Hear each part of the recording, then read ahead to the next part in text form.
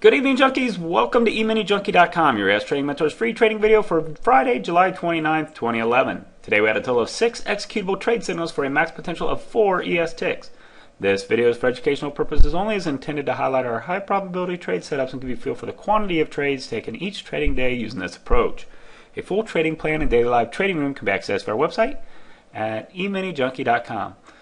Okay, today was another day of high volatility with this overhang of the debt situation going on. We opened up at 1284.25. We continued to push lower. We found good support. It was actually a target area we were looking for at the downside around 1278.50.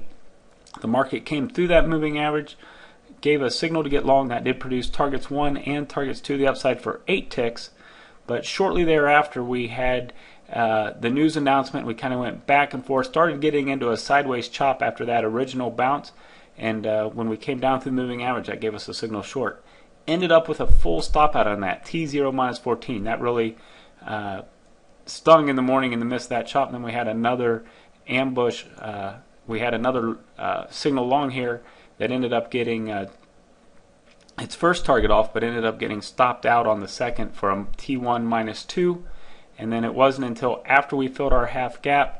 Again, you can see we were just chopping back and forth, back and forth. A lot of people in the room just chose to sit this area out until the market started picking a direction again.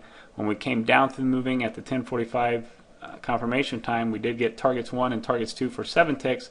And then the market picked up a lot of steam. We actually did not get a signal on this particular move. It was too quick. We had a signal, but we didn't get an opportunity to get into it.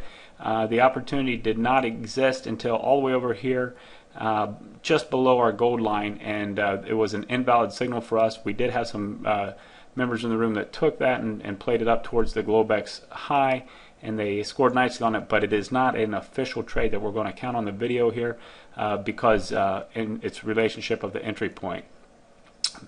Heading into lunchtime dead zone, the market did trade down. We didn't get another signal until after the 1:15 time frame, at which time we came back through our moving average, had a signal to get long. That did produce targets 1 and targets 2 for 7 ticks as we pushed up just near the previous day's close. Once again, found resistance there, came off that level, and a little bit of back and forth chop. Ended up not making a new high when we had our little signal entry here. So we ended up with a T1 minus 2 on that particular trade. So all in all, an okay day. We had that one stop out there early morning when we were in the middle of that chop zone after the early volatility movements off the bottom. But ended up with 6 trades for 4 ES ticks. Hopefully we get this whole debt issue taken care of us and the markets can get back to a normal pattern. But for now we have to take the signals as they come, trade a little on the lighter side, and keep plugging away.